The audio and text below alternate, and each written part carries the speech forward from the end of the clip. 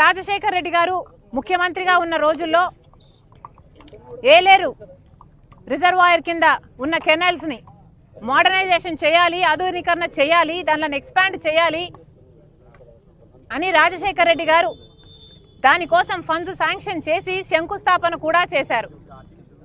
Right canal, left canal అని పనులు కూడా మొదలు పెట్టారు. కానీ దురదృష్టవశాత్తు రాజశేఖర్ రెడ్డి గారు వెళ్లిపోయిన తర్వాత వచ్చిన ప్రభుత్వాలు ఒక్కటి కూడా పట్టించుకోలేదు. మన రాష్ట్రం 10 ఏళ్ల అయింది ఏర్పడి, కనీసం రాష్ట్రం ఏర్పడ్డాకైనా ఈ చిన్న రైతుల గురించి వీళ్ళ గురించి ఆలోచన చేస్తారు అంటే 5 సంవత్సరాలు చంద్రబాబు గారు ముఖ్యమంత్రిగా ఉన్నారు, తర్వాత 5 సంవత్సరాలు జగన్మోహన్ రెడ్డి గారు ముఖ్యమంత్రిగా ఉన్నారు. ఇప్పుడు చంద్రబాబు గారు చెప్తున్న మాట జగన్మోహన్ రెడ్డి గారు కారణం. దీనికి జగన్మోహన్ రెడ్డి గారు మేము కాంట్రాక్ట్ ఇస్తే దాన్ని ఆనర్ చేయలేదు, క్యాన్సిల్ చేశాడు.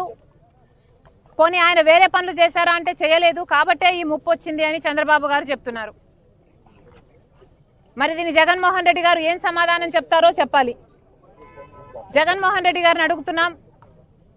రాజశేఖర్ రెడ్డి గారు జలయజ్ఞంలోని ప్రాజెక్టులు, ఆయన 54 ప్రాజెక్టులు జలయజ్ఞంలో మొదలు పెడితే 42 ప్రాజెక్టులు ఇంకా మిగిల్చి వెళ్తే ఆ 42 ప్రాజెక్టులని 6 నెలల్లోనే పూర్తి చేస్తానన్నాడు జగన్మోహన్ రెడ్డి గారు.